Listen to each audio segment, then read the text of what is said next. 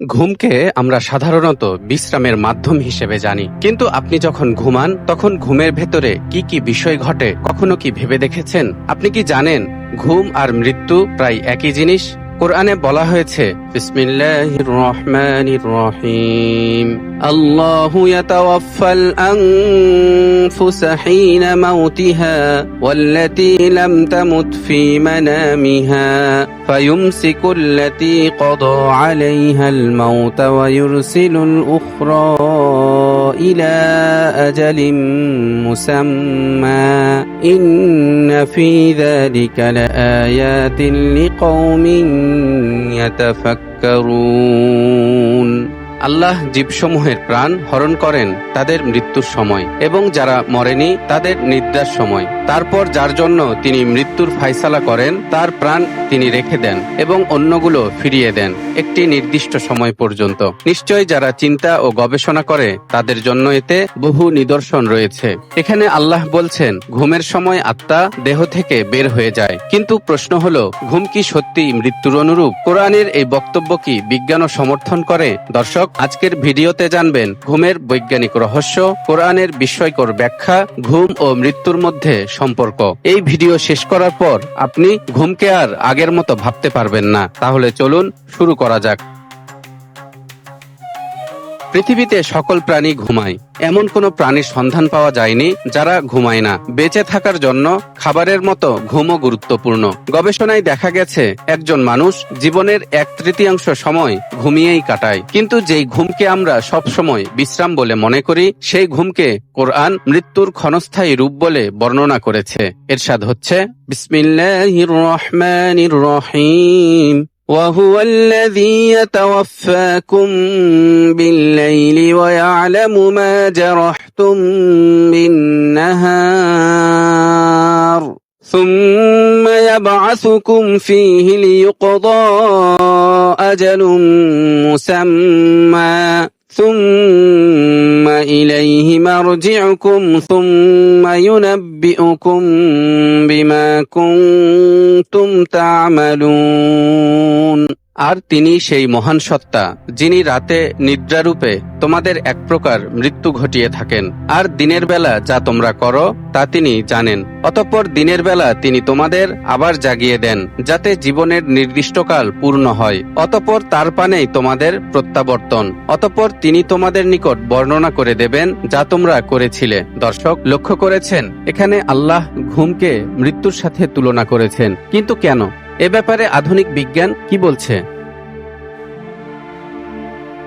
বিজ্ঞানীদের মতে ঘুমের সময় আমাদের মস্তিষ্ক ও শরীরে অবিশ্বাস্য পরিবর্তন ঘটে, যা দুটো স্টেজ বা ধাপে সম্পন্ন হয়। প্রথম ধাপ, নন র্যাপিড আই মুভমেন্ট।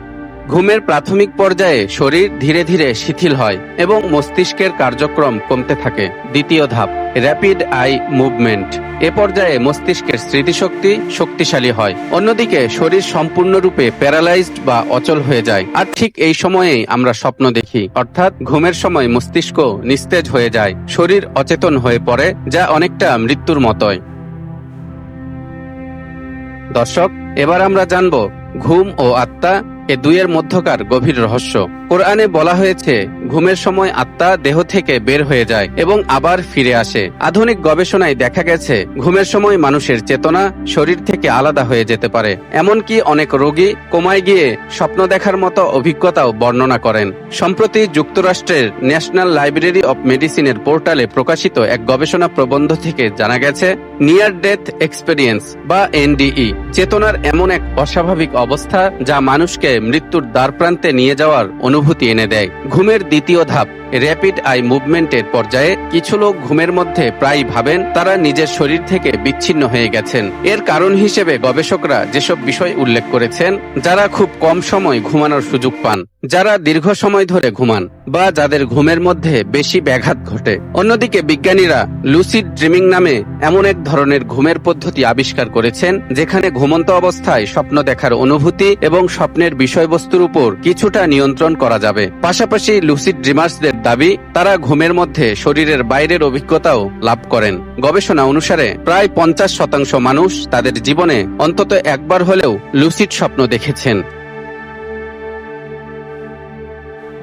এবার আসুন দেখে আসি মৃত্যু আর ঘুমের মধ্যে ঠিক কি কি মিল রয়েছে। কোরআনের ভাষ্য অনুযায়ী প্রতিদিন আমরা সাময়িকভাবে মরে যাই এবং সকালে আবার জীবিত হই। আর বিজ্ঞান বলছে ঘুমের সময় মস্তিষ্কের কিছু অংশ পুরোপুরি নিস্তেজ হয়ে যায়, যা কিছুটা মৃত্যুর মতোই। এছাড়া নিয়ার ডেথ এক্সপেরিয়েন্স গবেষণাতেও দেখা গেছে ঘুম ও মৃত্যুর মধ্যে গভীর সম্পর্ক রয়েছে। সেজন্যই রাসূলুল্লাহ সাল্লাল্লাহু আলাইহি ওয়াসাল্লাম বলেছেন, যখন তোমরা ঘুম থেকে জাগ্রত হও তখন বলো, আলহামদুলিল্লাহিল্লাযী আহইয়ানা বা'দামা আমাতানা ওয়া ইলাইহিন নুশুর।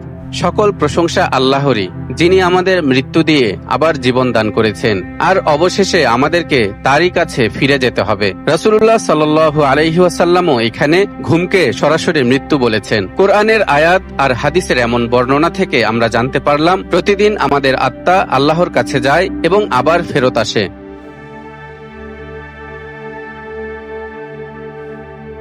যেহেতু ঘুমের সময় আত্মা আল্লাহর কাছে যায়, তাই ইসলাম আমাদের কিছু দোয়া পড়তে শিখিয়েছে। রাসূলুল্লাহ সাল্লাল্লাহু আলাইহি ওয়াসাল্লাম বলতেন, আল্লাহুম্মা বিসমিকা আমুতু ওয়া আহইয়া। হে আল্লাহ, আমি তোমার নামে মৃত্যুবরণ করি, আবার তোমার নামেই জীবিত হই। দোয়াটি প্রতিদিন ঘুমানোর আগে পড়া উচিত, কারণ কে জানে সকালে আমাদের আত্মা আর ফিরবে কিনা।